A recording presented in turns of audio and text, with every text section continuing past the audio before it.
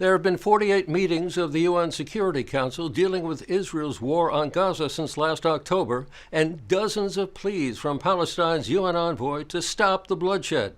I sat down with Ambassador Riyad Mansour to talk about what he called the genocide of the Palestinian people.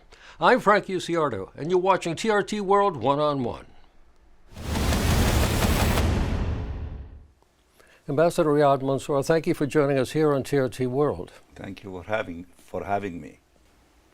When you heard about Yahya Sinwar's death, what went through your heart and mind? What kind of emotional response did you get out of that? Well, you see that for me, I am affected by the loss of every Palestinian, and we have 42,000 Palestinians have been killed in the first year of this aggression against our people, and 100,000 injured, and maybe 10,000 under the rubbles that we don't even have the opportunity to dig them out and to find who they are and how many of them. And of course, we have 2 million Palestinians in the Gaza Strip that have been forcibly displaced. All those victims and this genocidal war against the Palestinian people, it affects me every day, every hour, and in every speech that I give in the Security Council, in the General Assembly, and every interview that I made. So that the pain is tremendous for losing lives. What we need is to stop this war and to save the life of those who are still alive. Those that we lost, there's nothing we can do. We lost them. It pains us to lose loved ones, but this would compel us to work even harder for bringing this war to an end, this aggression to an end, to save the lives of those who are still alive, and to allow those who were displaced to go back to the places where they used to live and to begin the process of rebuilding their life again. I'd like to get your reaction to what the U.S. State Department said following Sinwar's killing. They said he was standing in the way of a ceasefire. Do you believe this is going to change the trajectory of what is going on in Gaza and bring an end to the war? I think it is Prime Minister Netanyahu is the one who is refusing to allow this war to stop. And in fact, he is the one who expanded this war, and he might even expand it further. What we need is not to expand this war. What we need is not to continue this aggression. What we need is to stop the killing, to stop the fighting, and to allow for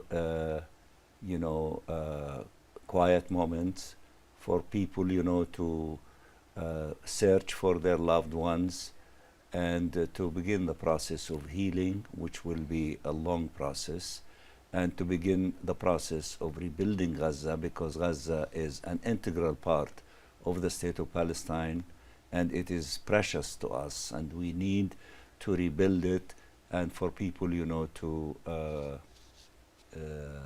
put their life together and to start building future for their children. It seems to me that the Israeli war machine has been weaponizing food as part of their crimes against humanity. We told the whole world and the member of the Security Council that there is a danger of genocide at the level of eliminating 400,000 people in the northern part of Gaza, either through starvation or bullets and bombs.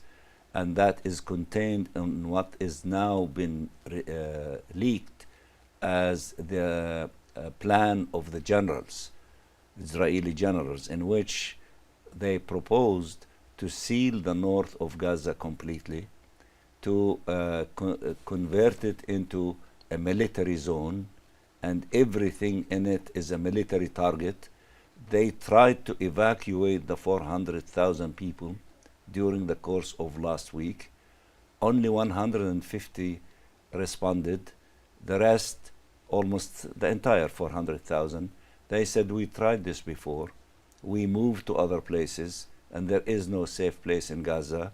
So if our destiny is to be eliminated by this massive Israeli war machine, then we would like to die in the places where we were born and where we lived.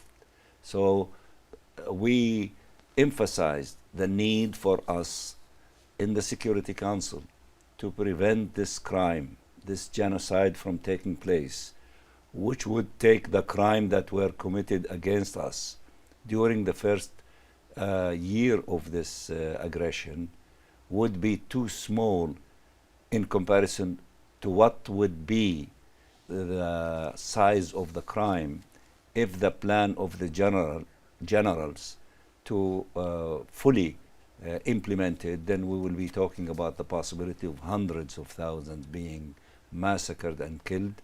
It's a genocide that, you know, all of us should be ashamed of allowing it to happen. Therefore, we are consulting now with members of the Security Council the possibility of using the power of the Security Council and its resolutions in demanding an immediate ceasefire and implementing it by all parties, especially the Israeli, military forces. Well, as long as the U.S. has a veto on the Security Council and have used most of its vetoes historically to shield Israel, do you really think the Council will not remain paralyzed by the United States in taking action against Israel? In the statements that were delivered in this last meeting, we sensed a high degree of elevating themselves to the moment that there is a huge danger looming over the 400,000 civilians in the northern part of Gaza. And we sensed readiness. We don't know how big this readiness is of trying to prevent this genocide from taking place, including by the Americans. But the proof is in the pudding. If we succeed collectively in implementing what they agree upon, there is agreement among all members of the Security Council that ceasefire should be put in place. There is an agreement that humanitarian assistance should reach all the Palestinian people in all parts of the Gaza Strip, including the north, and the humanitarians should be able to operate without danger. And there is agreement also for the release of the hostages and prisoners, in which was reflected in Resolution 2735 introduced by the United States of America. Were you surprised in this most recent meeting to hear the U.S. Ambassador, Linda Thomas Greenfield, actually noting Israel's attack on the Al-Aqsa Hospital and talking about the visions of burning bodies? This is what I meant, that the last meeting of the Security Council, all statements, including the statement of Ambassador Linda Greenfield, that it elevated the sense of alarm that members of the Security Council exhibited in their statements, and that gives us the impression that based on such articulation that there is a possibility of using the tools available to the Security Council to force its will on Israel not to go as far as seeing the implementation of this genocide at a large scale, affecting hundreds of thousands of civilians, particularly in the north of the Gaza Strip. Ambassador, with regards to the current presidential election in the United States, will it really impact you as to who gets in the White House? I think to a certain extent, yes. How? Well, you see, we are familiar with what President Trump put on the table, the so-called the deal of the deals, which in essence would be catering to Netanyahu all the things that he wants and even more. And he was the one who illegally moved the U.S. Embassy from Tel Aviv to Jerusalem. So we are familiar with these dangerous things that he articulated in the past, and our relationship with his administration was, terminated more or less after 1 year of being in the office. And our office in Washington, D.C. Was closed during that period of time.